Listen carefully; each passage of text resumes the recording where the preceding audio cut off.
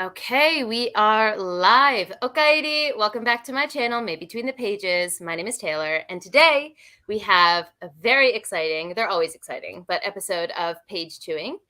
Today we are joined by Daniel D. Jackson and Tom Dumbrell. Both of them are very, very popular self-pub authors, and we are so happy to have them on Page Chewing. Typically, before we get started, we like to give everyone a chance to do a little kind of self-introduction. Tell us about your works and how you find yourself on Page Chewing with us today, if you all wouldn't mind. Maybe we could just go in a circle, maybe Daniel and then Tom.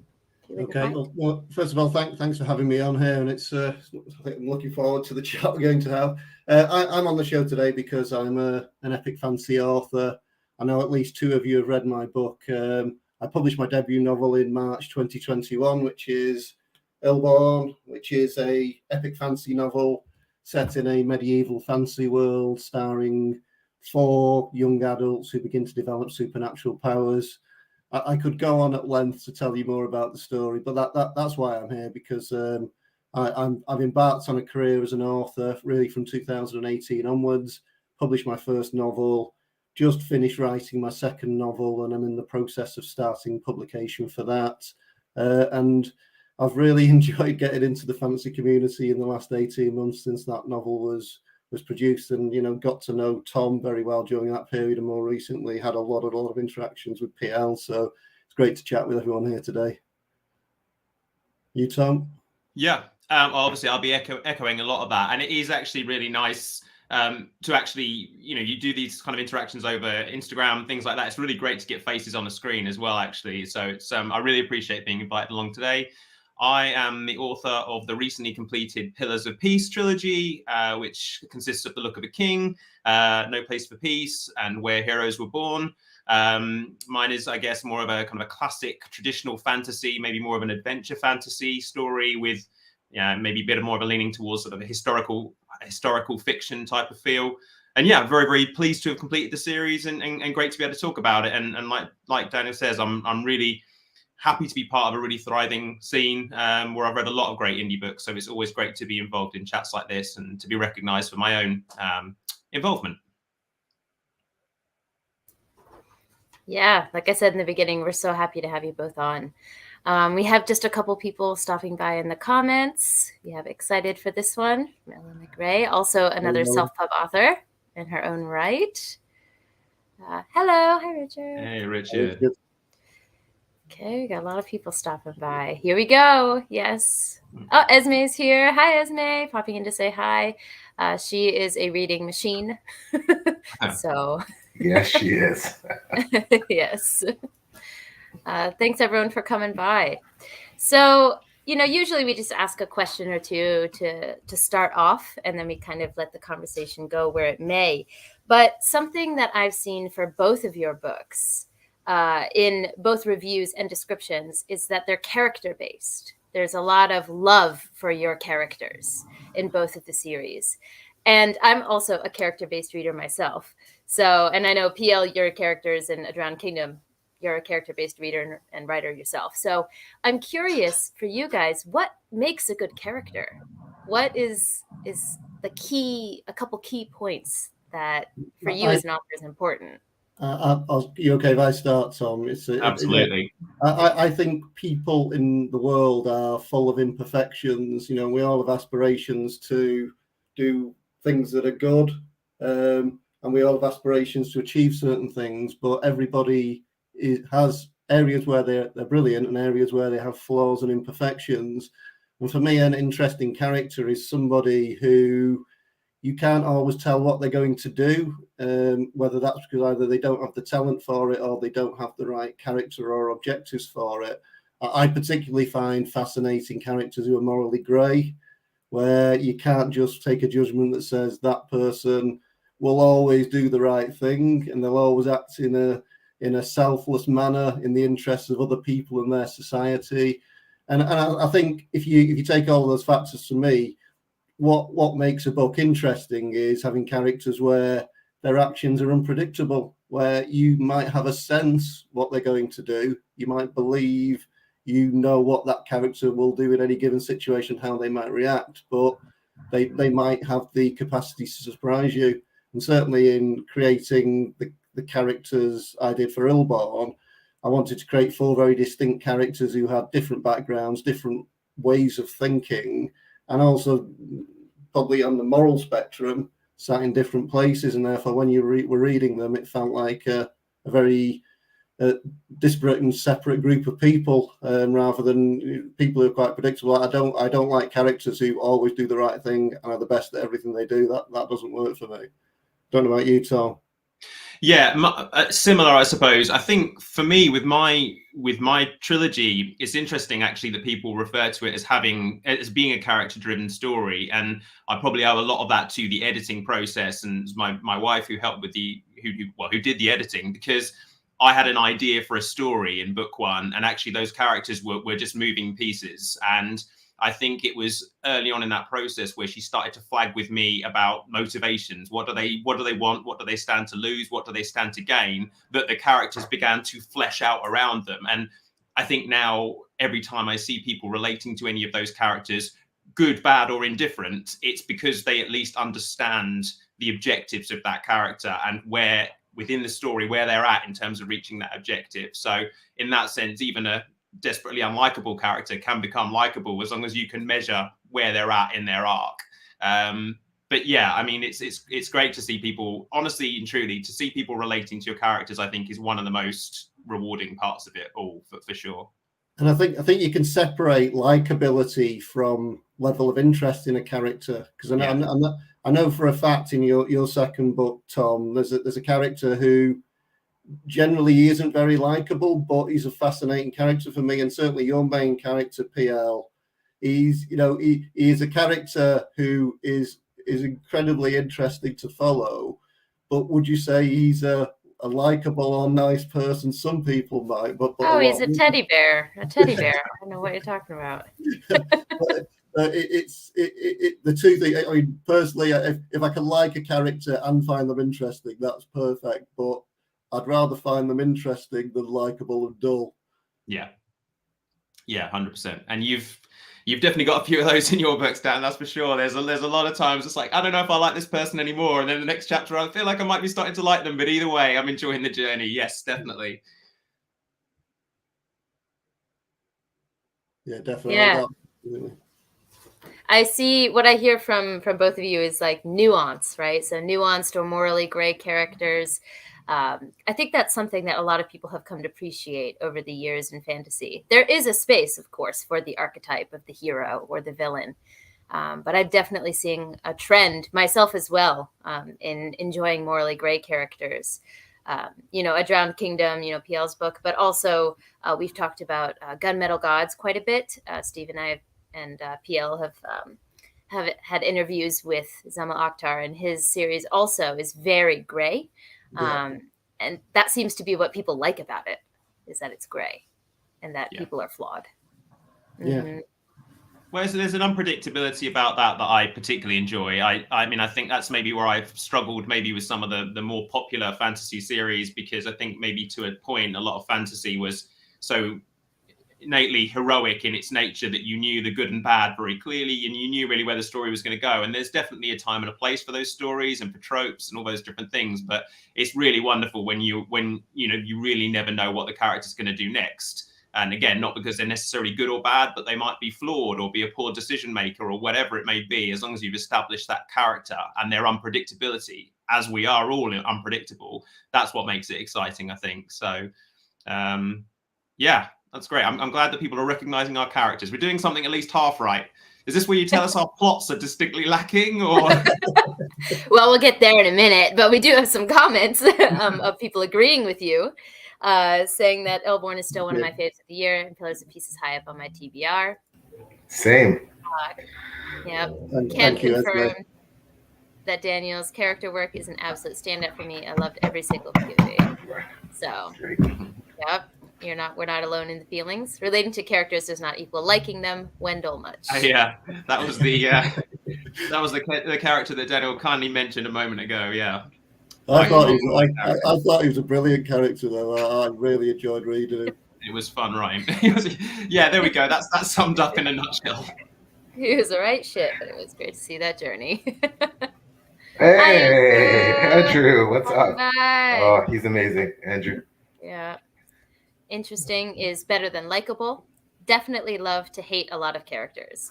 They're always super compelling to read when they're like that.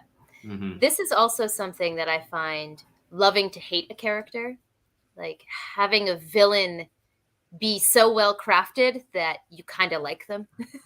Yeah. Where you can kind of see their perspective and their view, and you're like, I kind of see your logic. You know, I'm actually quite a big fan of that. Because I think that's quite important for villains as well. Because if a villain, if you go back in the past, like the villain's only motivation might have been, I'm going to take over the whole world, I'm going to destroy all your peaceful civilizations, and everything's going to collapse. And if you ask the question why do you want to do that? What's driving your motivation? What do you get out of it at the end of that process? Yeah. It's not always necessarily clear. So again, having villains where you can get a good understanding of what their motivations are, and there's more nuance, and there's actually a reason for them doing what they're doing. I think that drives for me, again, that drives a more interesting story than the guy who sits in the northeast corner of the map and then over books 1 to 7 spreads southwest, destroying countries as he goes for no apparent reason other than that, I felt like doing it because I'm evil. Well, it's like I mean, everyone's the hero of their own story, right? So I this is one of the things I love most about writing in multiple point of view is when you take a particular character and view them through different perspectives, and also the convert. So like in Illborn, I love the converging of characters, because that just sheds entirely different perspectives on those characters than you formed up until that point because of the point of view that you've been in, in up until that point for whatever interactions you've had. And that's where all of a sudden heroes can become villains through a different set of eyes. And I find that to be such an interesting thing to play with. And writing from the perspective of a villain where they don't feel like they're a villain is, a really interesting journey to take the reader on, I think. Yeah. Yes, very much so. I have to say, Tom, I love the specs for the covers in the back hanging behind you for your trilogy. That's awesome. Don't think it's self-indulgent at all? No. Show your wares. I should have put you in the wallpapered room where it's just repeated over meters of wall. No, show your wares. I'm so excited to read your series. Thank you. We're definitely going to have to do a switch over on some books, and I'd love to get started on yours as well. Oh, I'm honored. Always keen to get started on some new stuff. Honored, sure. Totally game. You're just lucky you're not in his room with the Pillars of Peace wallpaper and he's wearing Pillars of Peace pajamas, maybe, like bedspread. So many merch ideas here. How can I monetize these books to its absolute extent? I can't say anything. Yeah, I was about to say, I can't throw stones, right? Like. That's actually a really good point PL made, though, about your covers, because that was a question I had for you specifically, Tom, was your covers are amazing. Like, as soon as I looked them up, they're just so unique. Like, I can tell they're fantasy, but they don't look like a normal fantasy cover, man with sword. It doesn't have that vibe at all. So I'm wondering what inspired them and what was the process in getting such unique artwork done? So yeah, I'm really pleased with that, and I'm really pleased with the way they came out, and that we were able to stumble across a formula that was then replicated into book 2 and book 3, so that they really do look like a set. I'm delighted. I'm really delighted for that. I had an initial idea about it because the book really starts off with 2 young men as the kind of the focus of the story, and I wanted to split out how they were divided, and so with the sword it came to be quite an obvious image. So I put together a truly horrible first version on Word, basically just using whatever I could to crop various images together. And I was just really lucky to then have a designer in the town that I live in who was happy to take the project on and just did a really good job, I guess, as any good designer will, of taking all of the aspects that I wanted to get across, but to visualize it in a way that was much more artistic. And then we just had all the bits to work with to, as I say, to repeat that in books 2 and 3. I think the third, Where Heroes Were Born, the cover, I think is probably my favorite. And it's just, I don't know, it just really came together so quickly. And I think most of my promotion has been through Instagram, and most of my readers have come through the fact that they have been intrigued by the cover. So for me, it's been a hugely important process, and something that it's been right to put pressure on each book to make sure the cover is one that is eye-catching. Absolutely stunning covers, Tom. I can't pick a favourite out of the three because they're all fantastic covers. I think you showed me that Word document though, and all I'd say is stick to writing and don't get into cover design. Yeah. I can say, as someone who sends my poor tattoo artist my ideas scribbled, and I'm like, can you make this look pretty? Do you know what I mean, right? He's like, I think I know what you drew, so I'm with you. No artistic skill. Those covers are gorgeous. It gives me that Tudoresque Lancastrian kind of vibe, War of the Roses kind of vibe, something about it as soon as I saw them. And of course, I'm a huge historical fiction and historical fantasy fan. So boom, you had me at hello with your books and your covers, Tom. So right. That's I appreciate that. I have a feeling you make some of my faves. Illborn, like Illborn is well, it's certainly in the running for my personal books of the year favorite, without a doubt. I've said that publicly over and over again. It's just it's a masterpiece. And the testament, of course, is that you can't look at a fantasy blogger these days on YouTube without seeing Illborn being featured at some point. So it's very much in the public eye and is really, really done well, and deservingly so. Daniel, I have to ask, like this one of the reasons why this is one of my favorite books is, as we talked about, as Taylor so aptly highlighted, is the characters. And Taylor also said something yesterday in one of our in our show with Eve Kowitz that was really, really apt. Was that two things can be true at once.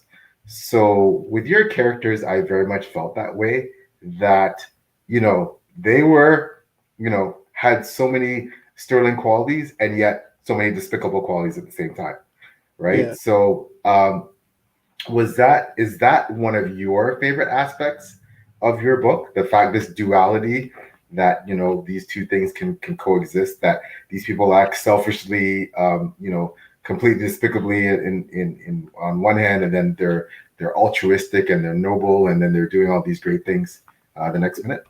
Yeah, I think it is, and I really appreciate what you said, Pierre, particularly that coming from a fellow author whose book I've read and I thought was fantastic. So I really appreciate you saying that. So thank you.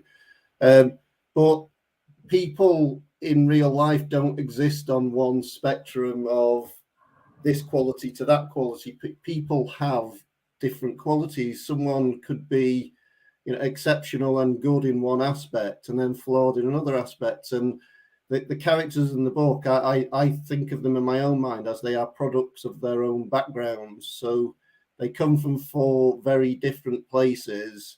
One comes from the nobility, one comes from a small clan, one comes from almost what you describe as a middle-class background with a lot of religious instruction as part of it. And the fourth is the daughter of a courtesan of a mother who was basically cast out of her family in shame. And as a result of that, they've come from different places. They will have a different outset on the lookout at the world, and the way they view certain situations will all differ with each other.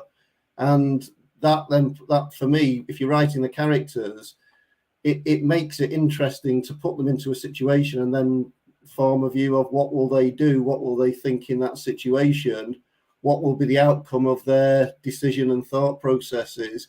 If you can articulate that to the reader, it makes an emotional connection with those characters, and it makes the book more interesting. And the characters, the more you feel multiple aspects to a character's personality, the more those characters, I think, will resonate with people and will stay with them afterwards, and they'll be thinking about those characters after they put the book down. If characters are one-dimensional, and you can always make a judgment that their actions or decisions in any given set of situation will be determined by these categories, then it becomes a lot more predictable as to where the story will go. I'd like to talk with more depth about particular characters and what I mean by this, but unfortunately for people who haven't read the book, it would give quite large spoilers, but I hope that gives a flavour of my thinking about it. I mean, I would add to that and say just broadly that, I mean, without this becoming a sort of Illborn loving, you know, I'm putting myself in the fanboy category here as well, and I definitely had Illborn as, you know, one of my top books of last year. One of the things I just found so remarkable is that for me, okay, yeah, keep on gushing, great, you've got just the right person for this.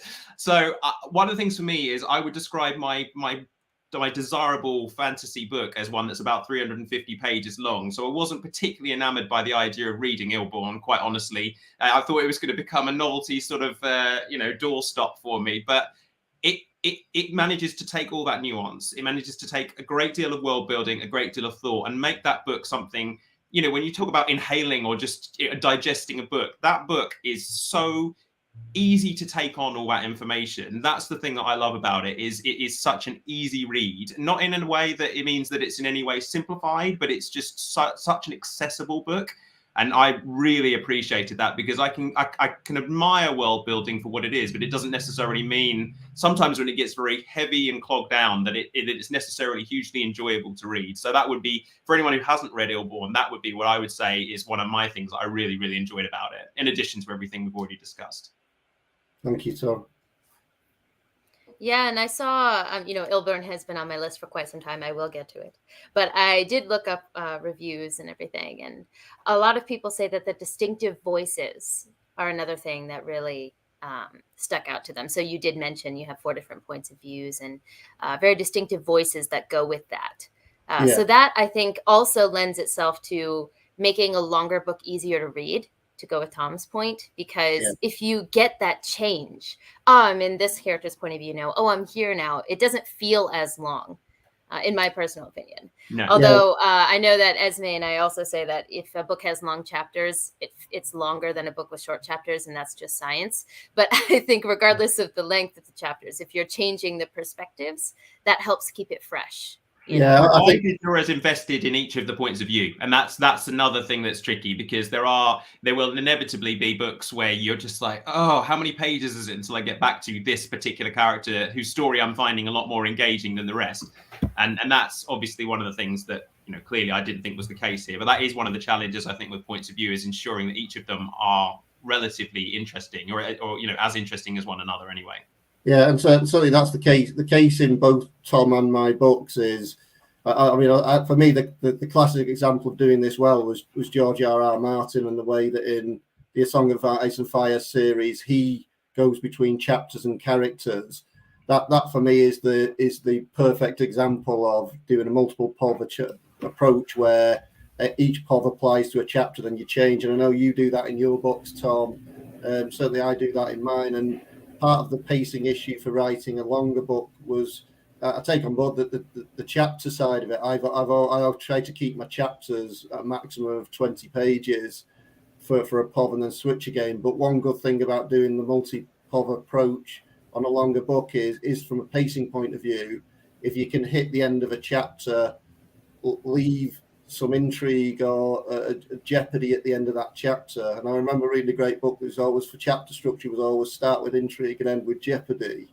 And that's basically, when I'm trying to write, that's to try and create as many cliffhangers as possible between characters, and then frustrate somebody by knowing they're going to take have to read 3 full chapters before they get back to the answer.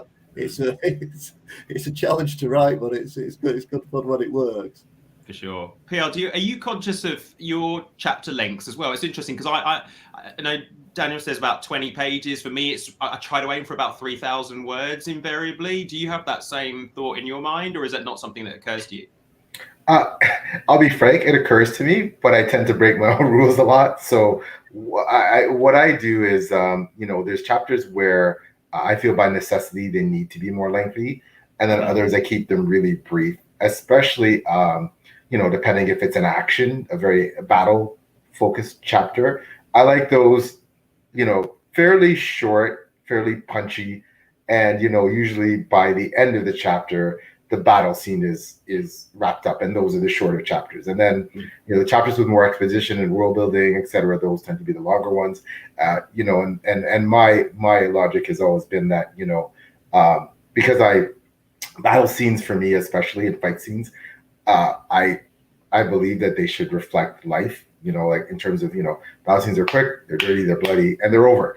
And then and then you move on. So but I tend to do a lot of build up to the actual scene because I want to keep the stakes high, right? I believe that battle scenes should have there should be some momentum going towards them, and you should feel like a lot is on the line. So Daniel was talking about jeopardy and intrigue. Yeah, so I want to build that tension towards this climactic fight scene, but the fight scene itself, I want to be pretty. I want to be some brevity there, right? Yeah. So, yeah.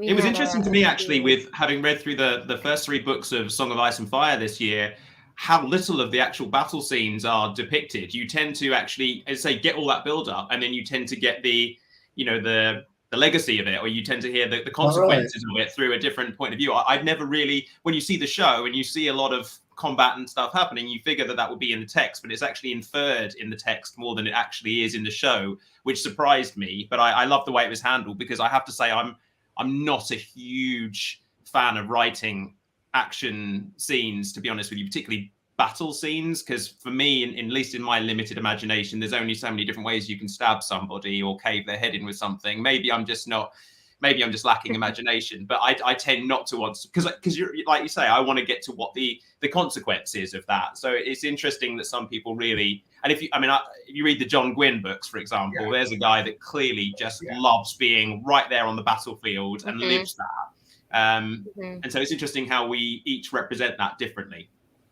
I love Daniel's battle scenes, the main one that in the book, and again I liked it because it was it's kind of punctuated, like it was great, the action was thrilling, there was a big build up, long few chapters build up. Actually, if you look back, it really essentially the whole book build up, and then it was done, and it was very, very, very well done. And that's kind of I like to write. And I didn't think I was going to be particularly good at writing battle scenes. Frankly, I'm not saying I still think I am, but it's other people that said, "Oh, your battle scene." I thought maybe my world building I'd be more, be more recognized for, and I thought that'd be more my forte. But people kept saying, "We want to see more of your battle scenes because they're really good." Like, okay, right. And then there's that I don't know if Daniel, you and Tom found the same thing. There's always that challenge with giving your audience what a lot of them are clamoring for versus writing your book. And I find as I move on in my writing, that's always part of, something I struggle with, it goes, "Oh no, we love this." I'm like, less of this, more of this. And, so, but anyways. Okay, can I just say, PL, I know it's not quite a battle scene. I absolutely love the duel scene. I won't give any details away, but in your book, because that is a great example of building up. I was stressed during that scene. I was sweating a little bit. I definitely agree with that. And you, Tom, noticed you actually so you wrote the battle scenes you wrote in the second book were actually much fuller than the ones you wrote in the first book. That definitely came across to me in No Place for Peace. Yeah. That the end of the book was, and similarly, there are scenes in Where Heroes Were Born, right, where it's a much more extended battle scene than in your first book. And how did you see that progression over the course of the 3 books? I think, I would agree. I mean, in the first book, some of that, because I've seen that commented, and that's a totally fair comment. Some of it was that I felt that when the battle was taking place in the first book, without going into too much detail, my focus for the story at that point was on a separate battle that was happening within the battle rather than the wider combat itself. So I didn't fully explore every single sort of every sword and every arrow, and that was perhaps intentional. But what's been interesting to me is I've gone on record as saying a few times I'm a lazy reader and I'm a lazy writer as well. I want to get to the bits that interest me. But what I have found, and what my wife has consistently told me, is that when I'm forced to really get into the nuts and bolts of a scene and really put myself on that, in my books, pirate ship where there's a battle happening, or in that walled city where there's a battle happening, and I really have to dig into my imagination, there's a lot more richness and texture that comes through, and the scene does end up being better than I thought it was going to be. Not necessarily good, but better than I thought it was going to be. So it's good to see that you've picked that up, and it's good to see that, having put a lot of effort into trying to make a battle scene something where you do care about each individual person that's being cut down or whatever, that it's paid off, because it's not an easy thing to do unless you're Joe Abercrombie, who can just create insane battle scenes where you care about everybody on the battlefield. But he's a different league, right? So, excuse me, did you say pirate ships? I am very intrigued by that. It's funny. Nobody listens about my books until they hear pirate ships. I wish I really should have focused on the pirate theme more, to be honest with you. I mean, I was intrigued, like I said, from the covers. They did it for me, but like, yeah, a lot of what people enjoy most about the books is the pirate stuff. So maybe I got my focus wrong from the outset. But it's got that kind of wild, classic fantasy adventure feel. So at some point they're always going to step on the pirate ship. Sorry? Swashbuckling. Swashbuckling, yeah, that's what it is. Yeah. We have Hobbit Hole Books with us, saying he's heading to an off-grid expedition to the Scottish Highlands soon. Looking forward to up in 11 days. Great guy. Amazing, another amazing booktuber. He's got really funny skits. Yeah, really funny skits out there. And we actually do have a question from Hobbit Hole Books as well, which is, what's the best battle scenes you've all read? I'm just going to jump straight into the in Joe Abercrombie in the Heroes, the scene where he skips from one person to the next person to the next person and follows a trail of death through the battle. I mean, the whole book is effectively a battle scene, but for me, when you can in half a page bring a character to the fore that you don't know nothing about and then leave you feeling really sad when they get offed half a page later, that's something pretty impressive to me. That would be the one that I enjoyed the most. You've just spoiled the book for me now, Tom. I'll be worrying when that character appears. There's plenty enough to keep you entertained, for sure. You'll get a lot out of it.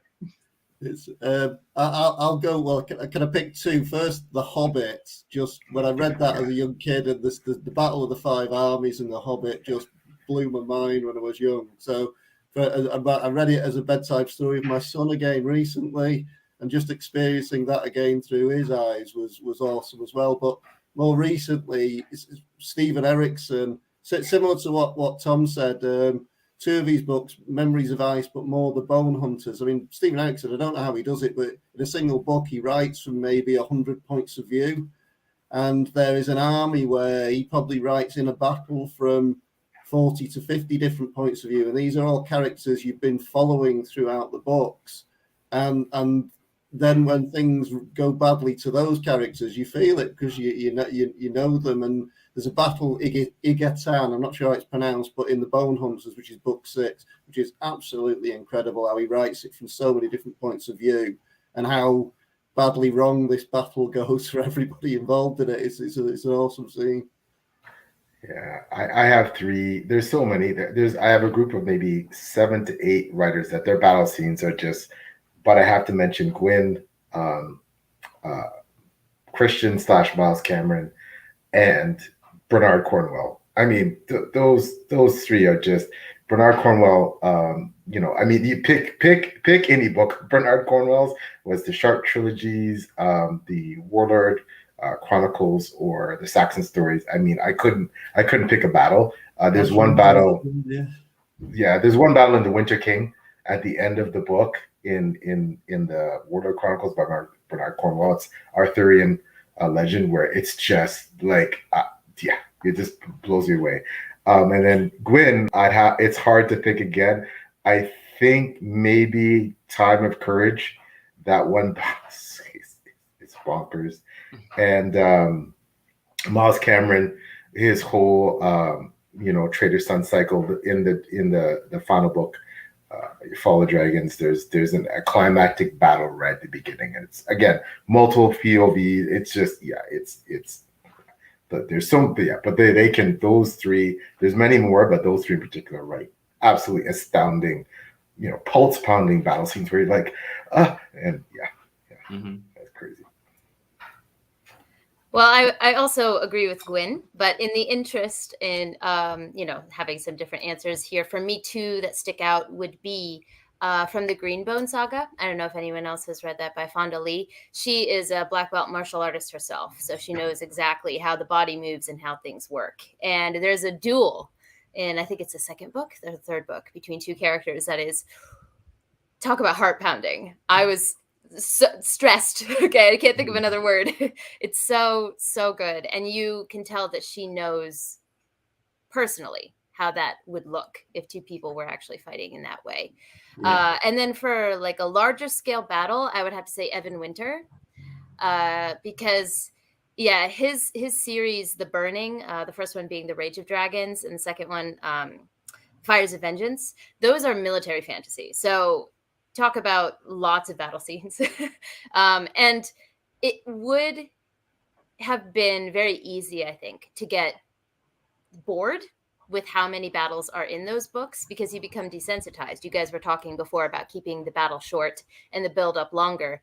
Whereas with military fantasy, usually the ratio is kind of flipped. You have more battle scenes, but he did such a good job. I don't want to do any spoilers here, but the way that the characters train for the battles is unique and allows them to, when they should have died, they don't. So, and it fits in with the world. So it allows for more drastic stakes to happen later on. And it keeps it really, really interesting. So I really enjoyed the battle scenes in all of those books. So I would say those two probably. I've got I forgot about Winter. Amazing. Yeah. Sorry. I've got Jade City on my TBR for later this year. I bought it a few months ago, so I'm looking forward to getting into that one. Yeah. Which one? I'm sorry, I didn't hear the book. Which one is the one on the TBR? Jade City. That's the first one of the group. Jade City. Yeah. I have such a soft place in my heart for that that whole series. So. Yeah, read Evan Winter. Read Rage of Dragons, Fires of Vengeance. As Taylor said, his battle scenes are they are completely nuts. He is great. He's great. I had a question for Tom specifically, actually, because one thing that I love to hear was that, so I'm understanding your wife is your primary editor. So that is, because with Deb, my wife, she's like my business manager. We treated the whole indie entrepreneur thing like a startup business, and she handles the business side more than I handle the writing side. And I'd like to think it's somewhat a great collaboration, even though technically she's the boss, really. Mm-hmm. So, but just wondering how that came about, and how that is, how what that's like to kind of in some ways collaborate with your wife on your writing. Yeah, stressful most of the time. I think one of the things that I tell us how you really feel. yeah, she's at least one floor away from me at this point, so I can be honest with you guys. She'll never watch this back. It's fine. She's currently hovering next to the router about to do this. Yeah, exactly. No, I mean, honestly, it hasn't even been editing. It's been like mentoring. I mean, I probably, like a lot of people, have got a ton of first chapters of books that I started over many various different years, 5,000 words, 10,000 words, walked away because it wasn't working for whatever reason. I'm very fortunate that my wife, when we sort of got together, she brought a passion for reading into the household that I'd probably lost connection with. And then when I had an idea, she was able to help me put that into a structure. She was able to help me identify the right point of view that I need to be in, the right characters. I mean, if anybody ever got hold of the first 3 chapters draft of Look of a King, it's virtually unrecognizable. But that's what I took to her, and she got me on the right path, gave me the right kind of input. I had no prior writing experience. I've spent, like a lot of people, 15 years in an office writing for brevity. So all of a sudden, when someone's saying to you, I need more out of this scene, it was quite a challenging process because I took it very personally. And she comes from a writing background, so it's just water off a duck's back to her. She's used to feedback going in and out, and it was tough, but she stuck with it.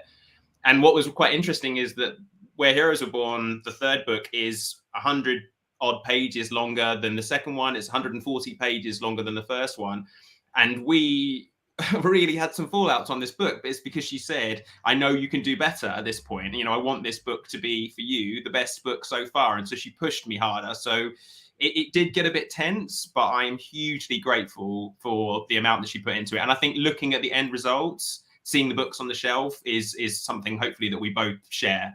So it's been a really good process. Now we're done. Do you think there were lessons, Tom, that you took from your wife from the first and second books that you carried into the third book, that then she was recognizing that there were things that you'd clashed about in the first two books that were then repeated, or were you having the same arguments across the three books? You'd think so, because I remember saying to her when I gave her the third book, this will be way easier to edit because I've already anticipated all the things you've told me in the first two. That was not the case. You know, it still came back with this red document like that. But definitely a lot of people have commented that I slowed down in book 3 and focused on the characters a bit more. And up until that point, I had literally written what I would want to read, which is straight through, always to the action. Ideally, every single line is just hugely moving the story forward. In book 3, I spent a bit more time with the characters, and that's what she'd been wanting me to do.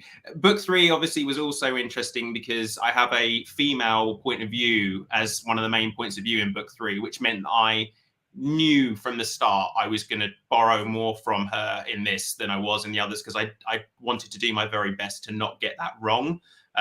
So there was some interesting questions. What would a woman think to this? Or, you know, which probably exposed me for the fairly limited human being that she'd married. But I'm glad I asked the questions, because it seems to have gone down quite well so far. It's interesting hearing you say that, because we recently had a page-turning episode with Zach Argyle and Bookborn, and he's also known for his character work. And he mentioned as well that Bookborn, she really is the reason that his female characters came through as authentically as they did, because you have to ask those questions. There's nothing wrong with wanting to tell the story, but there's nothing wrong with asking them. Yeah. So yeah. It was good. It definitely brought a lot of. I think it did make for a good team in the end. So yeah, no, I really appreciate the process, and it's fun to see people working that way. Although, yeah, I don't think it would necessarily work for everybody. I like to see that you said in the end there. Hey, I run a small food stand with my husband. It's hard to work with. Yeah. Even if you love them, just leave it there. But rewarding though, and I'm just like hearing Taylor talk about running food business with Aito, and you working with your wife Tom. My wife she's brilliant. I have to give her props. That love you very much, and she's the backbone of everything, right? So and I think it's a distinct advantage having someone in your corner working with you on whether it's a restaurant business or a book that understands you pretty intimately and understands your strengths and your weaknesses, and like you said, Tom can really push you in a way, motivate you in a way that perhaps others can't, being your spouse. So that's I think it is an advantage, right? And no one will tell you the unvarnished truth like your spouse. Well, I think the best thing about it is for the last 2 years, basically we'll have these interactions where we'll be sat on the sofa at home and I'll be like, babe, I was just thinking. And she's probably thinking, I'm going to say, oh, we should go out for dinner tonight. And I'll go, I don't think I am going to kill that character after all. What do you think? And we launch into this hour-long conversation that she doesn't want to have because she's the only person I can talk to about the book. She's got this eye roll now that I recognize so immediately when it happens. But yeah, no, it's all good. No, it's yeah, the books are better for her. Let's leave it at that for sure. Yeah. I just put this comment up because I just want to say, yes, someone else reading the Greenbone Saga. Mm-hmm. You had some comments here. Greenbone Saga battles are all sensational. Yep. Okay. Don't remind me of the anxiety that was caused by Greenbone. Secondhand anxiety. Sorry, it's me. Good anxiety. Yeah, Evan Winter as well. Oh, yeah. Read it, Megan's. Read it. Yep. Then we have having supportive writer friends and mentors is brilliant. Yeah. It's all about the people around you, right? For sure. I have to say that for all the editing support that I received from my wife, Daniel will probably be the first to admit that there's a few errors that were avoided in this book by his late intervention in Where Heroes Were Born, where we were so exhausted by the book that having somebody, a fellow author that could cast his eye over it, and highlight to me that I'd been misspelling the word discreetly my entire life, which was greatly appreciated. I was very fortunate to read just before the end almost an advanced review copy of Tom's novel But I said, look, so I definitely don't want to get into doing editorial comments on this, but if I spot any typos, you want to know about them. And he's like, yeah, okay. So I read the book with little pad to hand, and I think I gave you about 15 little things. Their review. Yeah, they were. It stressed you out so much. We were about 4 days away from the release, and I'm just like, oh, I'll sort it. It's fine. This is the beauty of Amazon. I'll do it at the last minute. Ages. Oh, the dreaded typos and the dreaded things you find after you think you've gone over everything and the editors have gone over everything. It's just, it drives you crazy. And then, you come back and you see your final manuscript and you think it's pristine. And then, that one, and it could be that one error, but as you know, it will drive you insane when you see it every time in the book. It's like, But the problem is, obviously, as we know, sadly for self-published, independently published, that we are, I won't go into too much about the differences between that and self-published, but we hold ourselves to a very high standard because we know that readers, regrettably, particularly those who are new to reading self-published, almost go into it expecting these flaws, and they're going to always be, I find problems in in traditionally published books all the time. Doesn't impact on my enjoyment of the book. It happens. We know it happens. But, we have such a responsibility to try and make sure that we don't lose out on a reader just because there's a couple of typos in there, and it's stressful. Yeah. And I want to give a chance for Taylor to read the question, because Esme had an excellent question that was leading to something that I want to ask about books being the hardest, because I personally, this one, right? Yeah, this one, because I personally found the second book for me. I know Daniel, in the middle of writing your second book, Tom obviously read it. I found second book syndrome, like sophomore, pressure, to be just crushing, absolutely crushing. So I want to hear. I'll let Taylor read the question and then we'll get into it. So we have, was book 3 easiest or hardest to write? I guess difficult due to wrapping up a trilogy, but easy because you'd written 2 books before that already. So this is the question. So I want to know. We have talked about that on Page Twoing before, with a bunch of different authors who always have a different answer to this question, where the dip in their creative juices was, when it got a little bit more difficult for them. And I'm sure it's also different based on if it's a standalone, a duology, a trilogy, or, in PL's case, a 7-book series. I feel like what's the word I'm looking for? Not cadence, but the flow would be different based on the length as well. Yeah. I think that question's aimed at you specifically, is it, Tom, for finishing the trilogy? Yeah, so I would say that it was the easiest book to write, but the one I felt under the most pressure to do. So not being a huge world builder, I was delighted that having completed book 1, I'd got the foundations in place. And particularly because the first book was quite short and book 2 follows immediately on afterwards, I found that book 2 was almost just like the next 80,000 pages words of book 1. It was a continuation, and I was just improving. So I found book 2 quite easy. Book 3, again, I just continued writing, but I did feel an extra pressure with knowing that wherever I left these characters, that was where they would stay in people's mind, and ensuring, although mine is not the most complex of fantasy books out there, that any loose ends were tied off so that there wasn't any unanswered questions. And also just the pressure of feeling like you have to end on something big, although the story naturally will after 1,000 pages or however many pages. But there was an added pressure there that there had to be a special spark at the end of the book, so people were left with something that would stick with them until hopefully they reread it, or a lasting memory. But yeah, it's difficult. And actually, coming back to what was mentioned earlier, one of the things I found really interesting, having written book 2 before I released book 1, you start getting reviews for the first book and people saying, oh, I'm desperate for this to happen in the next book, or I can't wait to see what happens with this. And you're thinking, I have not written that in the next book. That is not where this next book goes. And it's interesting, I think, to see how much you're influenced by your reviews and feedback as to what happens with book 2, and how much you just stick to your guns, or how much you do take inspiration from it. So that would be my question to you guys.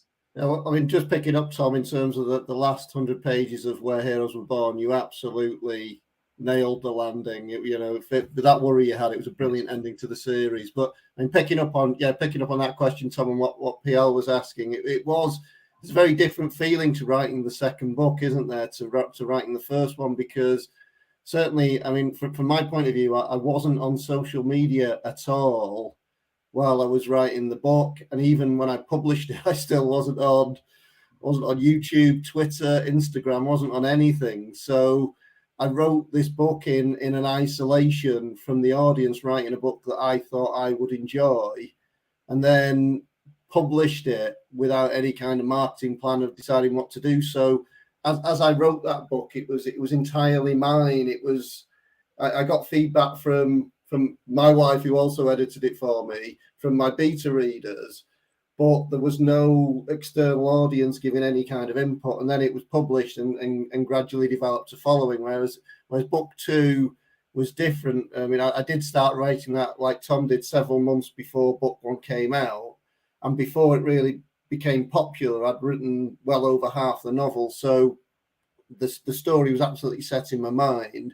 But then you start to get feedback from people, and it's the great quote about a book takes on souls of the writer and everybody who reads it. It's you start to get feedback, as Tom mentioned, along the lines of, well, you know, I wasn't sure about this in book 1, but if this happens in book 2, then I think that'll sort everything out for me. You think, oops.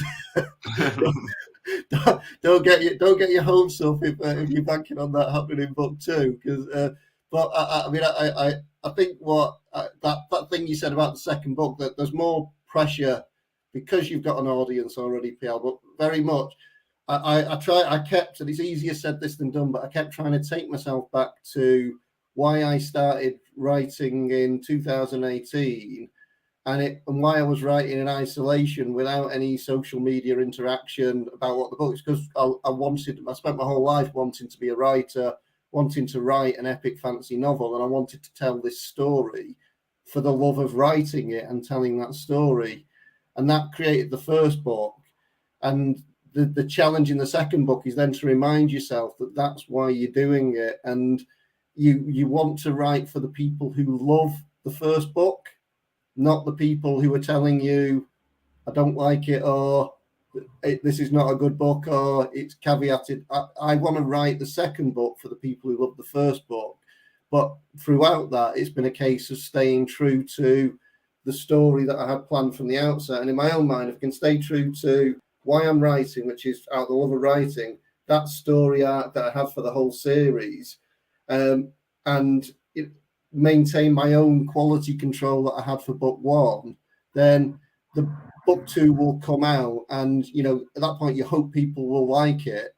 But I can say hand on heart, I've written it then the same way that I wrote book 1, and for the same reasons, and good or bad, whatever reaction it gets, that won't be a result of me doing something different to try and please an audience, if that makes sense. And that's I'd love the people who love book 1 to love book 2, but I haven't adjusted the plot for people who were less sure about book 1, because I know what the plot was going to be, and that's the story I'm going to tell, good or bad. Yeah. I hope that makes sense. No, it makes perfect sense. No, that makes a lot of sense. And we actually have a comment here that goes really well off of that, which is, so I just did my first beta read, which was an interesting process. A lot of it probably came down to personal preference. As authors, how do you sort preferences from potential improvements? Which is a really interesting question, because I know I've said a million times, and I'll say it a million more, reading is subjective, right? So yeah, I could hate a book and do a review saying that I gave this book 1 star, but if it's a well done review, someone else may see that and be like, this is going to be my favorite book of all time, right? So, but then there are some things that can be viewed as objectively bad, I think, in some cases. Yeah. So, you know, how would you? That's a really good question. I'm curious, how do you guys parse those things? Or do you just kind of, like you said, Daniel, just back away and let it wash over you and do what you originally planned? The difference, if a beta readers and my wife reading it, that's very different, because the book is not in a final form at that point in time. You know, it still can be changed. If one person picks up on a comment, but 6 others don't pick up on that, then, you know, you take that into account and you think, is this the right thing or not? And think about it very carefully. If 5 out of 7 people are saying the same thing to you, then you're being a bit at that point bloody minded if you don't take that point on board and do something about it. And there's also, I mean, certainly I found there were some points where as soon as I got the feedback from beta readers, it confirmed something that had been nagging in my own mind anyway. There's somewhere it just, you know what, I already knew what you've said there, and I was just being too lazy and not having done something about it myself already. Where there are other comments where they come back, including from beta readers, and you just say, I hear what you say, I really appreciate your feedback, but I've done this for a reason that I understand, and you know I'm gonna stick to my guns on this one. And it's really I think you've got to be prepared to be flexible depending on the source of the feedback and the type of the feedback. And if you're not flexible at all, why are you even doing the process? You know, just publish a book and don't let anyone see it first if you're not going to take on any comments as they're given to you. I don't know what you think, Tom. Well, I am that person, so I don't have any advanced readers. So my wife is the only person who had read the books through before I finally. I mean, but for in Dan's case, you know, there was. I mean, we were talking. In fact, we will go into this because Dan and I, we had a nice little lunch date, and right at the last minute, just as I'm about to publish this third book, he says, I've got this incredible prologue for you for this third book. It's just gonna set the whole book up. You really should look at doing this. I'm like, damn, that is a good idea. But I am releasing this in 3 days' time, so that's probably not going to happen, sadly. As much as I wish that I'd sent this out to you sooner. So maybe there's some learning there for me for future. I have tended to. Would have been a beautiful prologue. That it would have been so good. It would have been a 6-star book. Yeah, you could have just been a guest author for the since you do prologues so very well. But no, I think so. So I am left with books that I know are all me and well, all us. But there are certainly things I would look back, like probably we all would still, no matter how many readers we have, and say I might have maybe done this differently. But yeah, I don't have at least the Daniel cut. Yeah, I didn't get any advanced readers. I kept it because I personally didn't feel that I could deal with all that outside influence. I'm still getting to grips with all of this, and I'm sort of like, this is the book that I want to write. This is the book I can write, and I'm not sure that having other stuff coming in at me is going to be good for my process. It's probably stubborn and closed-minded, and maybe with a bit more confidence, I'd approach it differently in future. But yeah, the books were what they were. You'll have to wait for the Daniel cut in future. I have to say, you know, and I'm sure your books are phenomenal, Tom. I have to say, just to interject before I go back to my original point, the prologue, you got advice from a man who knows this prologue, because the prologue for Illborn is one. Sarah Lucas just said it, king of the prologue. Tim Hardy, Hall of Bones, that's another one of the best prologues I've ever read. But the prologue for Illborn is definitely up there amongst my all-time best prologues. It is. Read it. It is phenomenal. So.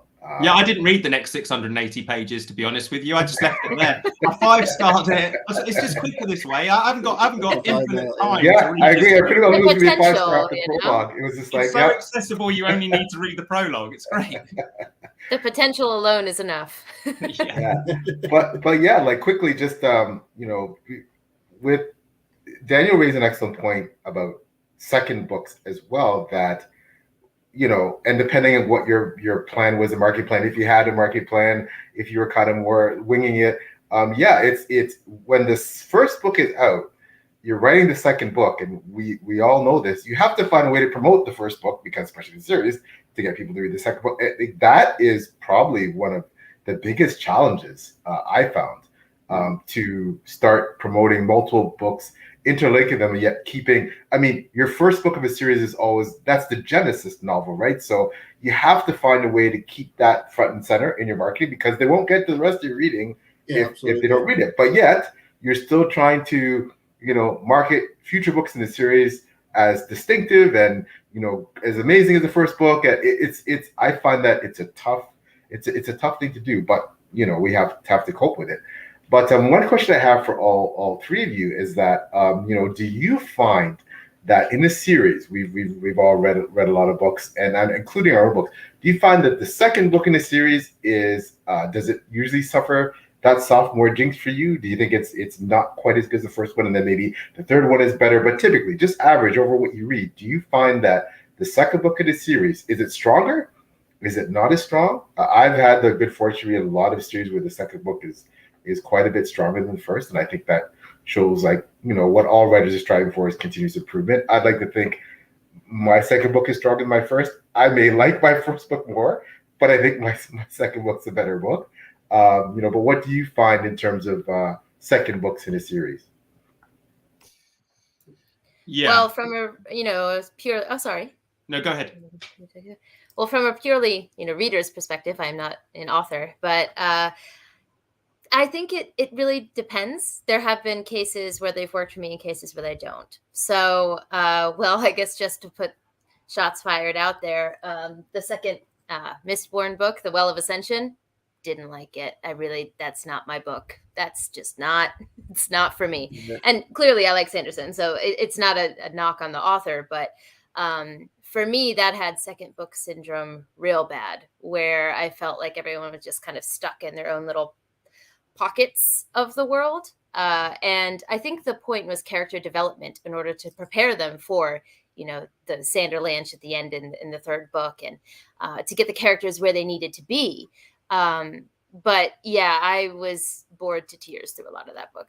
So for me, it had real bad second book syndrome. But an example of a second book that I think did an amazing job, speaking of Evan Winter, is The Rage of Dragons. The first book, like I said, the battle scenes are phenomenal, but the main character, and I say this all the time on my channel, but the main character, he is dumb. He is not the smartest tool in the shed, and he's supposed to be. That's the point. He's very single-minded. It's not a spoiler to say it's a revenge story. It's on like page 1.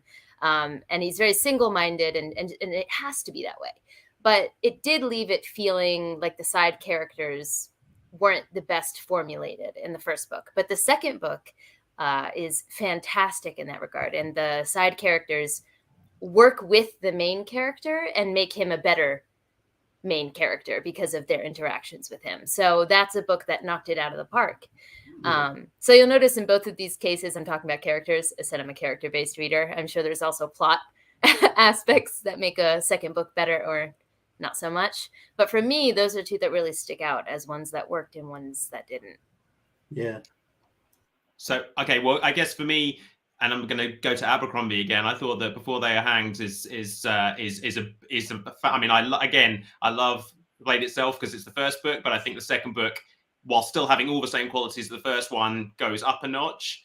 I think I was inadvertently very lucky with my books in that they effectively set out the books 1 and 2 have the same continual story arc. The book 2 starts straight after the first book, and it culminates a story arc at the end of the second book. So it's almost like a duology, and then time moves forward 10 years for the third book. So if you're being super critical, it's like a duology with a standalone afterwards, albeit all within the same world. So without really knowing it, I think I was able to avoid at least having to carry the story through without there being an ending. But of course, there always should be an ending and a beginning and an end, even if it's a middle book. I think that's where some of these fall short. If it doesn't give you that feeling of a reward at the end of that book and you feel it's just another cliffhanger for the next book, that's the pitfall, I would say. Yeah, I mean, in terms of going back to your question, PL, I think it on average, it's probably there's as many better second books in my experience as there are worse ones, and it's a combination of it. If it's a new writer, there is probably a combination of they've become a better writer as time has gone on, but then against that, sometimes you can punch a bit harder with the story in the first book because everything is new. All the characters are new, and you get all the fun of introducing things. Whereas in the second book, there is a continuity of story, and if it is a trilogy or more than that, then you have to continue a story at both ends. But then go back to Game of Thrones, following on to A Clash of Kings. I think Game of Thrones is an awesome book, but A Clash of Kings might just be fantasy perfection. Yeah, of how good it is. Agreed. And then Stephen Erickson, I do go on about Stephen Erickson a lot, but I think the Malazan series is amazing. But the first book of that series, I enjoyed it, but it's quite a hard book to digest. It doesn't give the reader much context. It just throws them in at the deep end and says, start swimming if you can. And I'm just laughing at PL. Don't mind me, because he's going through the paces with Malazan right now. Yeah, so you hit the nail on the head. I'm in the midst of Malazan Wolves, but AP's gonna help me out actually tomorrow. He's gonna we're gonna have a little meetup on his channel with a couple other people, and he's gonna help. Where are you up to in the series? The first book, I've only finished the first book was enough for me to go, I need a pause, and I need smarter minds than myself to help me. And it's frankly embarrassing because as an author, because you pride yourself on writing immersive fantasy and understanding immersive fantasy, and yet you pick up a book like mine and you go, what the hell is going on here? It's incredibly complicated, and it only really started coming to focus for me in the third book, which sounds crazy because at that point I'm into the third 1,000 pages. Okay, I don't feel so bad now then. But it's I still enjoyed the first book. I enjoyed the second book more than the third book. For that one was a masterpiece, but there is no getting away from that. It's an incredibly difficult first book to get into, and you've got to make that commitment and investment, which not everybody wants to make, and not everybody will get the payoff when they make it to book 3, 4, 5. But for what it's worth, I did when I finished book 8 earlier this year. I'm reading the 9th book at the moment, and I did a ranking of the first 8, and for me, Gardens of the Moon was 7th out of 8. So there's a lot of better books in that series as far as I'm concerned. And I try to say this to everybody: if you try and give it a chance, even though it's that good, don't give up after the first 1,500 pages. Keep going. Well, I hear you. Thank you for that encouragement, and I'll do my best. I would say too that a series that I love, I haven't finished it, but I absolutely love Jenny Wirtz. Wars of Light and Shadow. I think her first book was incredible, but her second book, I'm just, I was enamored. I'm on the 4th. I'll be going to the 4th now. But like second books for me have been very hit or miss. Just in my experience reading wise. But I will say though that, my favorite all-time second book, which is The Two Towers, which is Tolkien, it's my favorite all-time second book. I think, that is the way to, in my mind, take something that was, with the Fellowship of the Ring, extremely immersive, extremely detailed, describing, a leaf down to, the tip of the leaf, and ending up on a bit more action to really taking it to that next level with, action and battle and, immersive world in the second book. And that's I think to me that's still the gold standard for a best second book especially in a trilogy, because most of the books obviously I've read are fantasy or trilogies, but serious story or trilogies. So that's a great second book.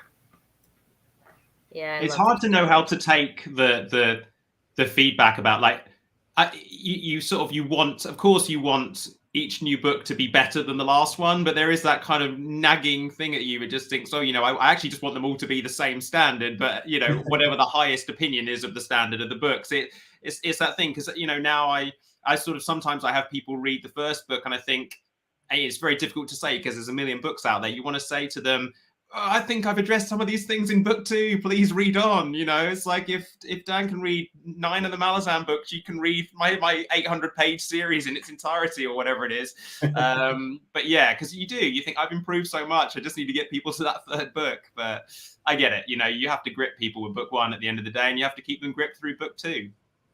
Yeah. Ryan Cahill actually made a comment on that because we had him on page 2ing a little while ago. He was saying, whenever people say, book 2 is so much better, he's like, I know they mean well, but I'm like, damn it.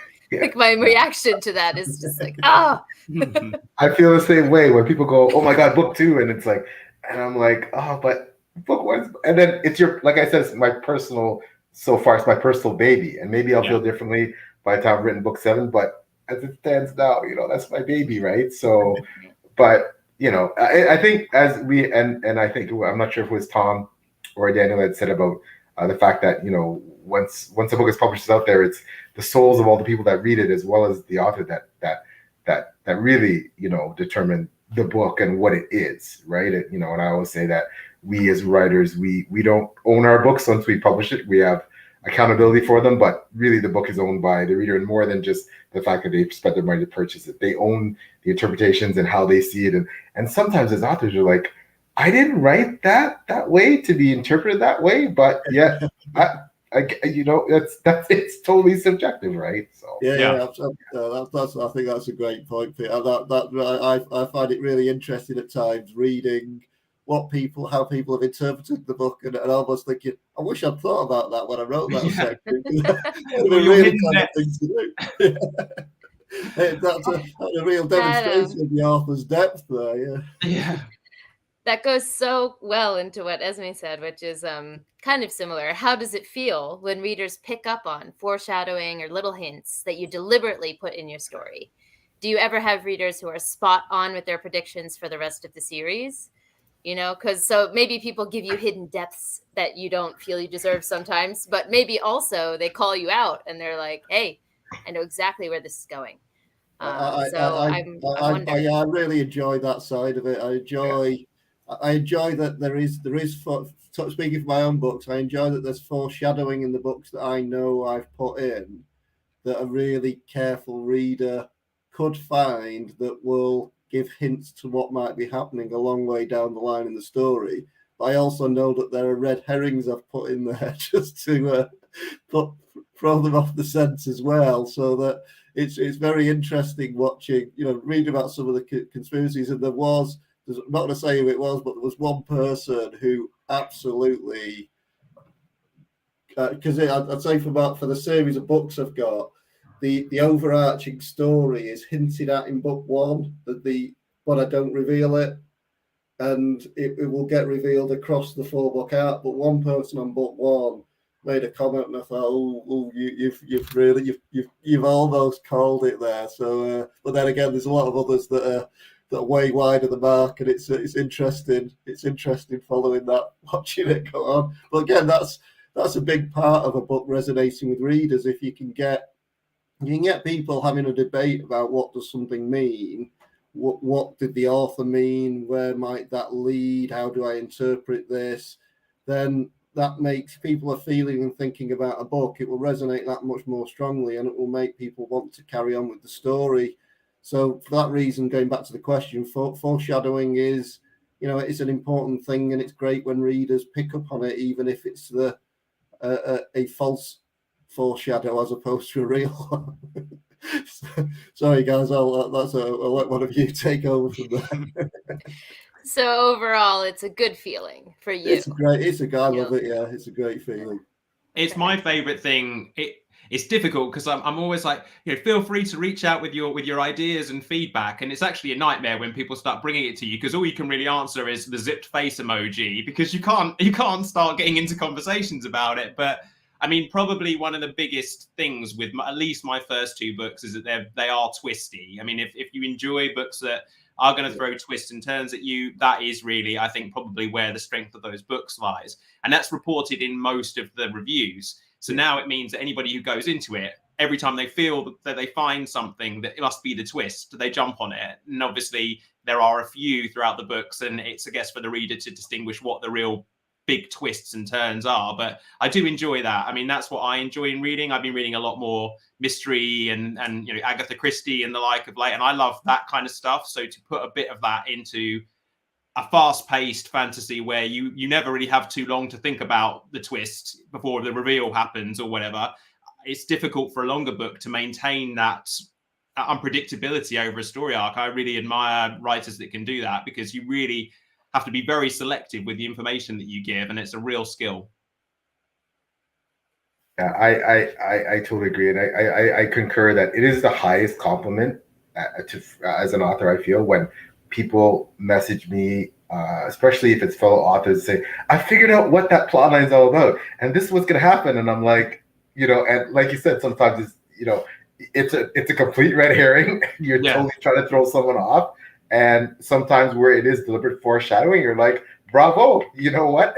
I don't admit it to them, but bravo, internally I'm thinking you figured that out. And of course, as Tom said, the response can only be, well, I guess I have to wait and see and read the book. but it is. I am astounded.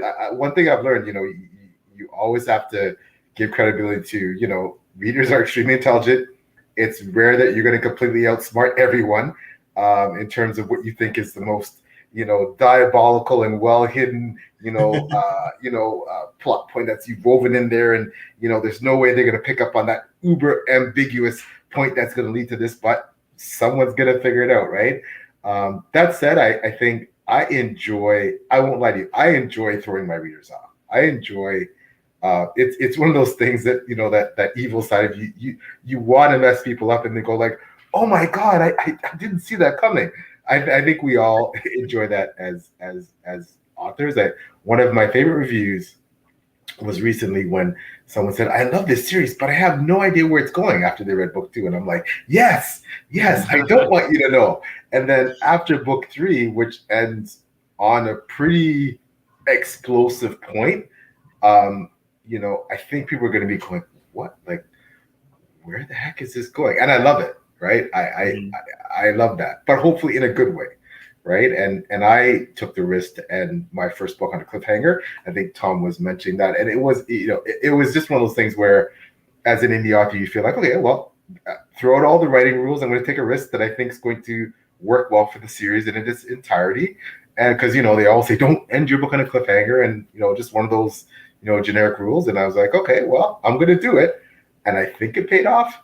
The proof is in the pudding, right? But the second book is much more, there's much more of somewhat a conclusion, as Tom was saying. It feels a bit more contained, right? But yeah, I do enjoy, I do enjoy the foreshadowing. I do enjoy doing this foreshadowing throughout my book, throughout my series. And, if you keep following the breadcrumbs, I feel, for the most part, except for the red herrings, like Daniel said, it will lead you. I want people to go back and go, oh my God, how could I miss that? I should have, it was there all along in plain sight. Hiding in plain sight. George R. Martin is great at that. There's some authors they're fantastic at giving you these, and you're like, how could I not have picked that up? And I love that. So it totally determines the response. Oh, sorry. No, go ahead, Tom. Go ahead. I would say it totally changes the response, right? So it's either I didn't get any foreshadowing for this twist that just happened. That doesn't really make any sense. I know that's for shock value. Or it's throwing the book across the room because you're just so frustrated because you knew this thing was coming, or you knew in the back of your mind. It totally changes the reaction to the twist. And it can fall so dead if you haven't foreshadowed it in the right way or set it up in the right way, whether it's a twist, a turn, whatever it may be.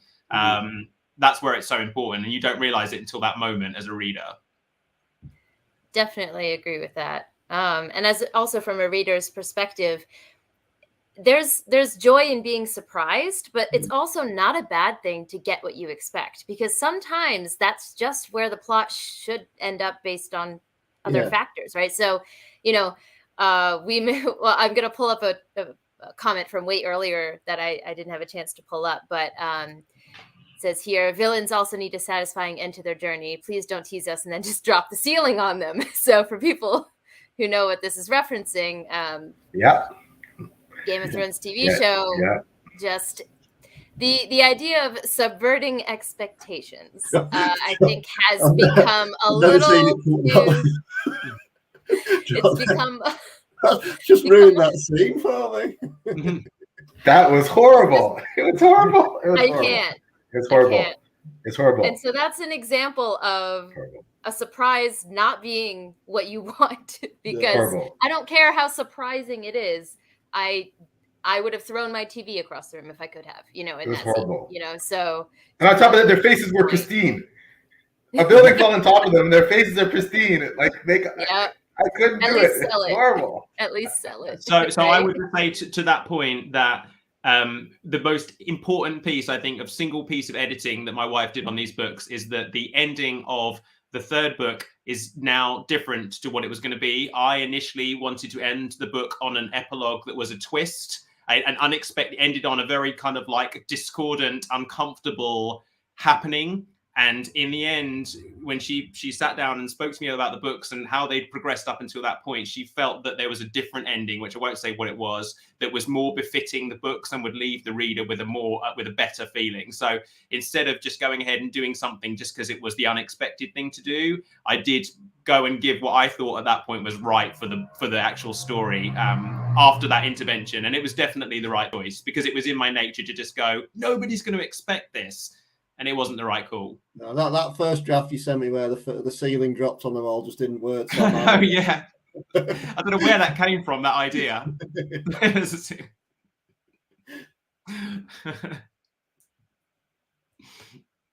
a threat there.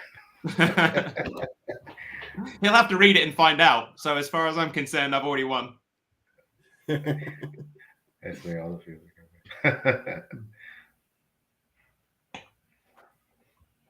Well, I think going back to what you were saying, Taylor, there is an importance that you lay out some crumbs that the perceptive reader picks up on and then does see resolution of things. And for me, it's about people who read your book and carry on reading past book one are making an investment of their time and attention into your work. And the right thing to do as an author when someone's doing that is to give them rewards where they see payoff of, well, I've followed this character for this amount of time. I thought that's where it's going to end up, and it's ended up somewhere, maybe not there, but close to that. Or I thought that's where the character's personality was going to develop, and it's moved in that way. And that's equally as important as twists, whether those twists are foreshadowed or come out of nowhere as a shock. Is rewarding the reader who invests their time in reading your book. And that's very important. That's about, as an author, for me, that's about patience. It's wanting to have a payoff and thinking it's going to be brilliant when this happens and people read it, but now's not the time. Let's wait. Let's make them wait. And the payoff will be that much greater for the people who put the investment in when it gets there. Yeah. Yeah, I think, it's asking a lot of a reader to invest time and effort, and, they could be doing other things, but they're reading that book, right? So, getting that reward means a lot to us as readers. Like, this is worth all the time I spent, on this book. We had another question, which is, do you commit to writing the whole series before seeing the reception to book one? As I'm writing a series and I'll finish it even if book one bombs, as I have a story to tell. It's a good question. I can speak for myself. Mentally, I'm committed to finishing this series. It's both from a personal point of view of this is something I've always wanted to do and I want to tell this story, but also from the sense of going back to the point about readers' investment of their money, their time, their attention, their emotions into the story, asking people to have started that journey with the book, I feel an obligation and a duty, and one that I'm happy to have to see it through to the end. I mean, I think to tell a complete story. I mean, you've got there, Tom, in terms of you've got through that whole process, so you've done it, so you can now know that you've taken the reader from the start to the finish, can't you? Which must be a great feeling. Yeah, it's nice. But interestingly, with mine, when I started book one, I didn't know it was going to be a series. I got to the end of book one and felt it was too easy to wrap everything up in one book, and then it became a series. So I didn't actually know it was ever going to be. I didn't know if I was ever going to be able to write the first book. So I'm already way into uncharted territory, really. But yeah, it's nice. It's really, I have to say, it's really lovely now having people who are new. It's great having people who have had to wait between the books, but having somebody who can pick up the story and know they're going to be able to see the whole thing through. Seeing people read them back to back is obviously very, very cool. But yeah, in the end, I was writing it for me and for those people that I had a hard time with the third book. And probably the main thing that got me across the line was knowing that I had people who were invested in the series and I needed to finish off the story because I thought that people would want to see where that went. So it started off writing it for me. And in the end, I was writing it for anybody who had suffered that far in the series. Yeah, I agree. And of course, I'm writing a 7-book series, but then I have 2 prequel trilogies planned and then a final definitive 7-book series to wrap up kind of the entire universe. And I too am totally invested for me in my writing. I'm hoping that I continue to have an audience that grows and likes my writing and likes my books. But this is definitely a labor of love on a personal level. And what is funny though, we talk about, Daniel brought up that interesting point, and Taylor and myself and Steve and a lot of our writers have talked about this whole, the GRM, the Patrick Rothfuss. I don't know if you want to call it a thing where, some of these highly popular writers have not finished their series. And Bookborn actually, Zach Argall's spouse, she's did a phenomenal video about, do these authors owe their readers to finish their series? And I won't spoil what conclusions he came to, but certainly there's that, I feel that obviously the same way that I have that commitment to my readers, it's more about my commitment to me. As much as I love my readers, and I'm so grateful for my audience and people who enjoy my books, and I'm so extremely humbled that anyone's reading them at all. But I'm finishing and writing that for me. But if something happened to me that I no longer wanted to write, I would stop. And yes, I would feel guilty disappointing the people that like my work. But at the same time, you have to be, again, I talked about writers being accountable for the writing. We're accountable to ourselves, and we're accountable for what we write. And when we choose to finish, whether that's, thinking of a book is going to be one book, as Tom said, and deciding it's going to be a trilogy, or I think it's going to be a trilogy and wrapping up as a standalone, or I think it's 7 books and wrapping as 4, because those are the decisions that we do get to make as writers, right? And unfortunately, no one can make it for us, and people may be disappointed, and that's unfortunate. But at the same time, and it's not like we don't feel a sense of responsibility, but ultimately we are in charge of that, that aspect. So. Can I just go back to what you said, PL? So you've got the 7-book series that you're writing, that you've written book 3, and then you're going to do 2 prequel trilogies. And did you say another 7-book series? Wow. That's I thought I was a planner before I met this man. He's I don't hold a candle.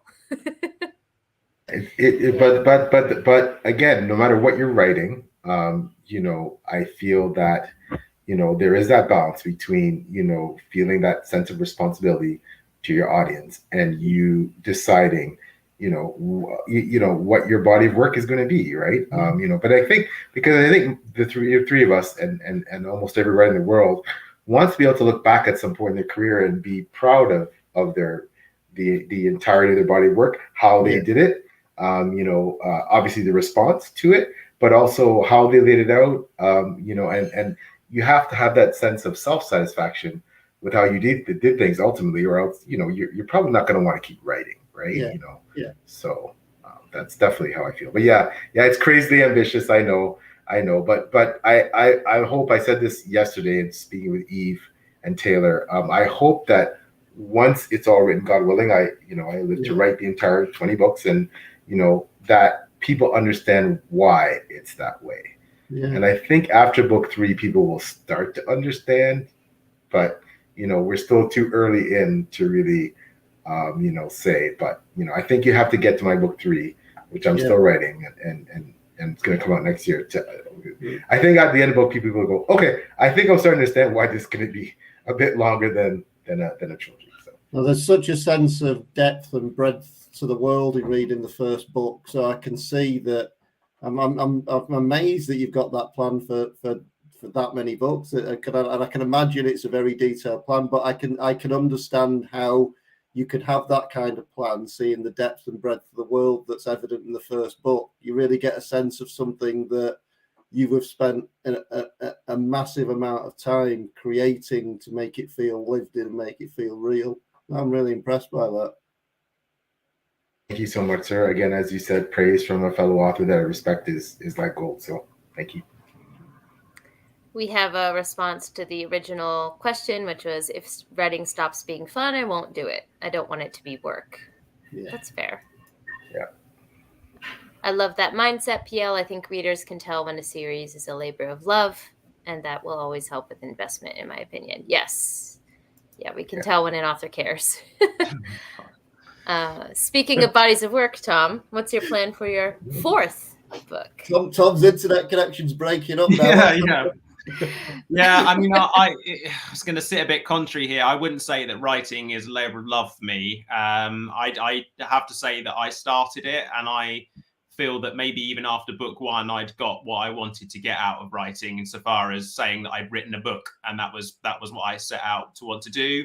Although at the time I had a wave of momentum that meant that I wanted to carry on to book two.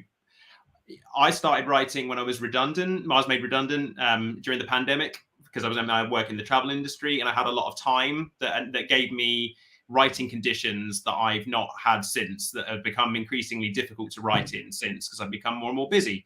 So for me to go on writing is going to be a tough ask, to be quite honest with you. And I, touching a little bit on what we were just discussing in that last question, I'm very torn, because probably the easiest entry point for me to go and write something else would be to go back into writing in the world that I've already established, do another trilogy, do a standalone, do a prequel, short stories. I mean, I could probably cobble together an idea for those. I would probably only be inspired and excited to do something different. And at the moment, I haven't really had the brain power to conjure up an idea that I think would be good enough for me to put my name to it being my next thing. I wouldn't want my next thing to be any worse than my last thing. So at the moment, I would say that book four, and it's actually interesting as well. One of the weirdest things that's come to me is, having finished the series, my initial feeling was, if I don't sell this third book within the first 7 days, I won't get any more sales. As it is, I'm getting now, of course, logically, lots of sales, relatively speaking, for book one. I'm getting most of the books I'm selling at the moment is The Look of a King. I'm busy with an audiobook. I'm busy with compiling the books into a collective edition. So I've never been busier with this series, actually.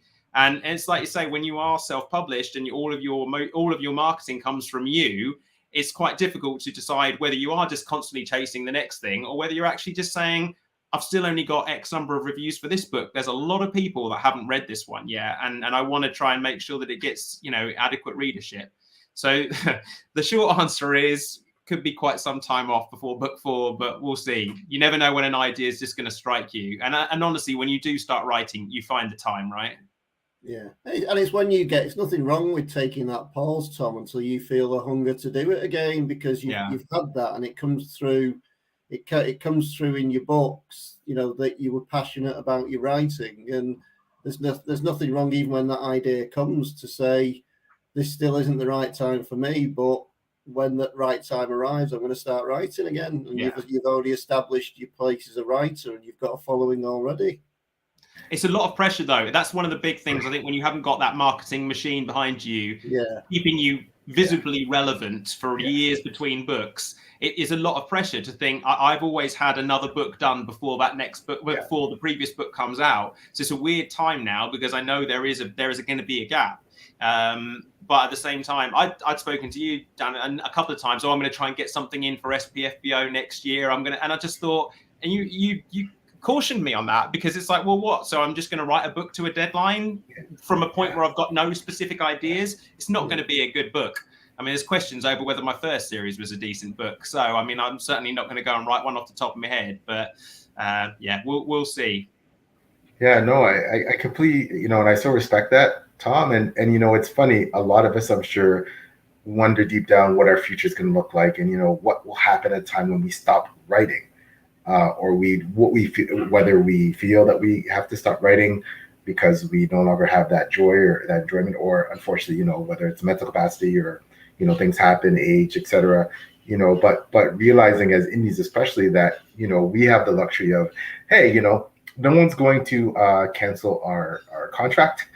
No one is going to take our books off of Amazon unless we choose to do so, unless Amazon's model changes in the future. So we can, Tom, you could spend the rest of your days marketing your series, and it turned into a worldwide best-selling series, and you never read another book, right? And that's the other side that I mentioned earlier when Daniel was talking about, when we're talking about second books, that is that having in your head, realize that, hey, once I publish books, if they're going to sell. I have to keep marketing them constantly, and that is a full-time job in and of itself.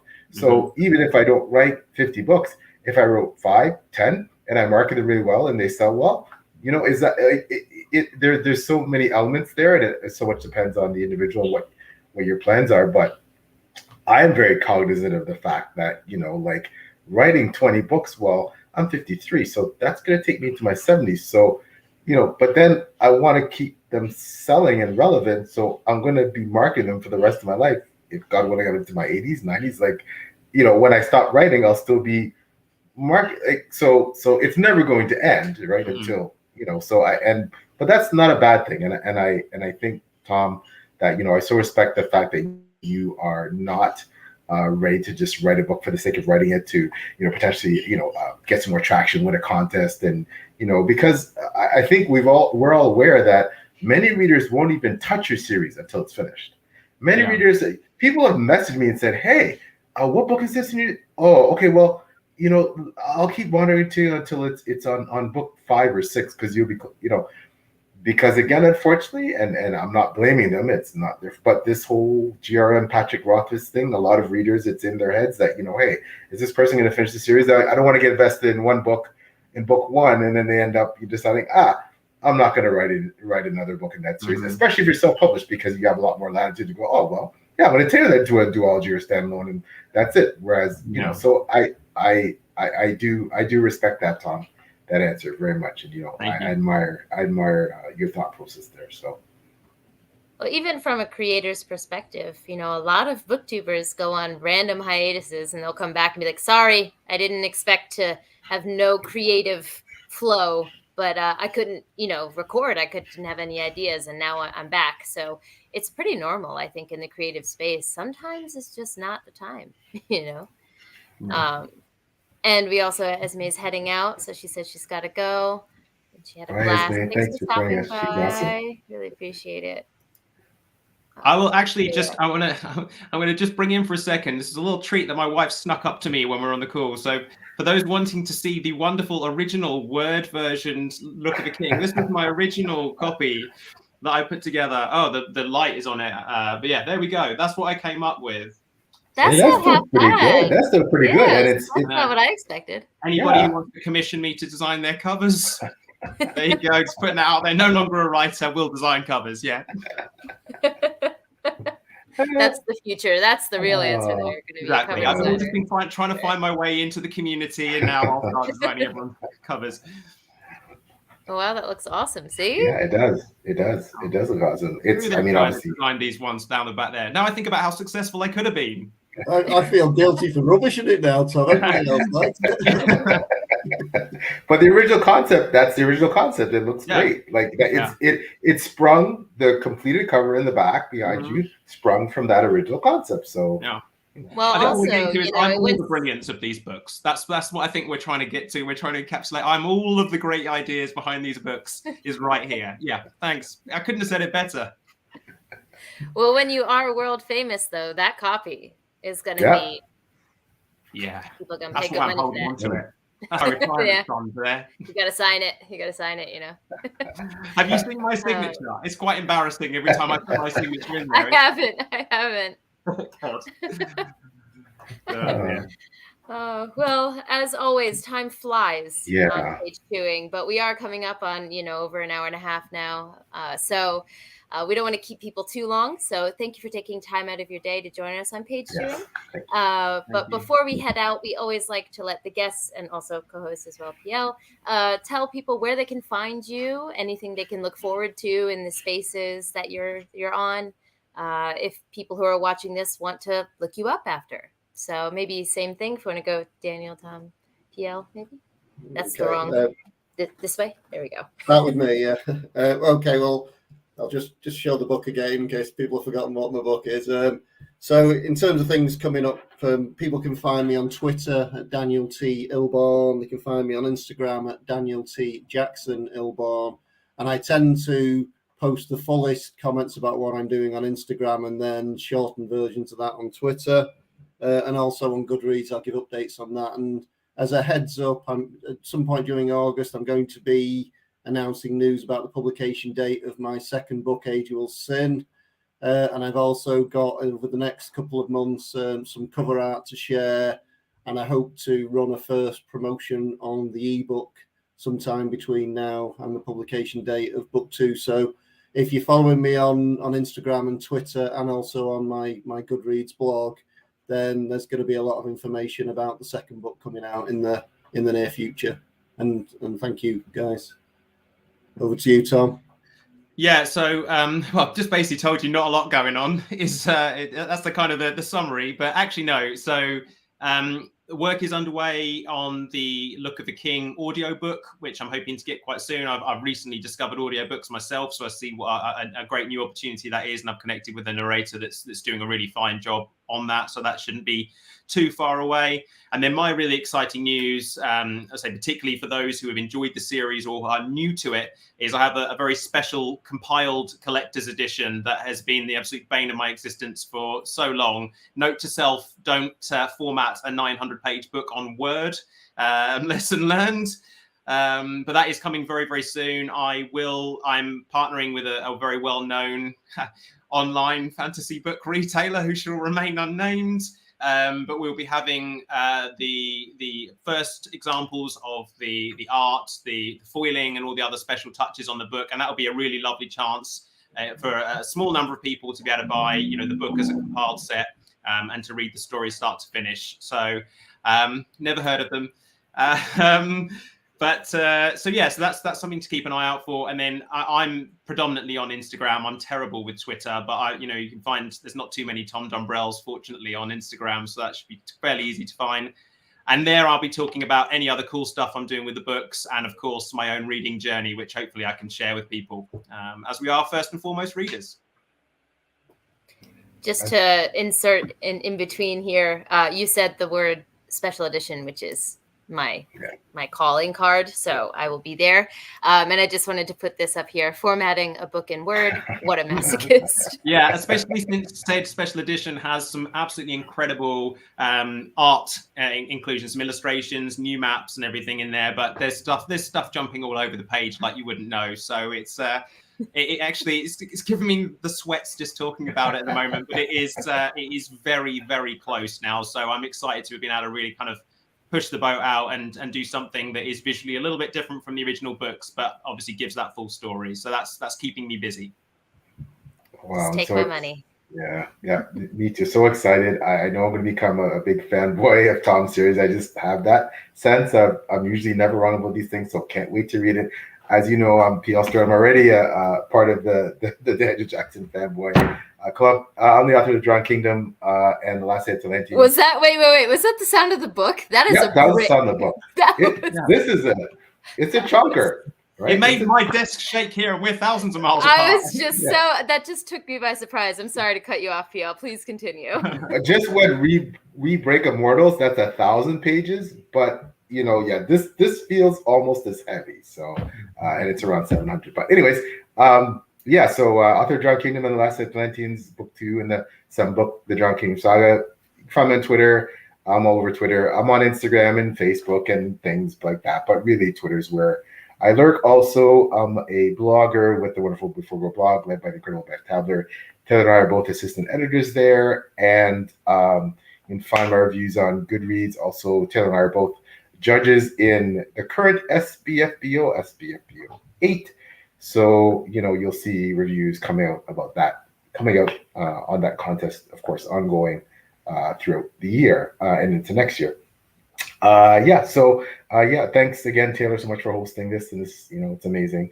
And it's just a pleasure and honor to work with you. And it's been a pleasure and honor to have our two authors here. It's fantastic. It's been a lot of fun. No, thank you to both of you. I really appreciate you inviting us on here. And it's been, as Tom said, it's been a brilliant chat. Thank you. Yeah, well, thanks for coming. We had a couple other comments about just having that they enjoyed the chat. Thanks, Sarah. Yeah. That was I think I'm going to put Richard in as marketing exec or something. I like. There you go. Richard, you've been promoted. Yeah.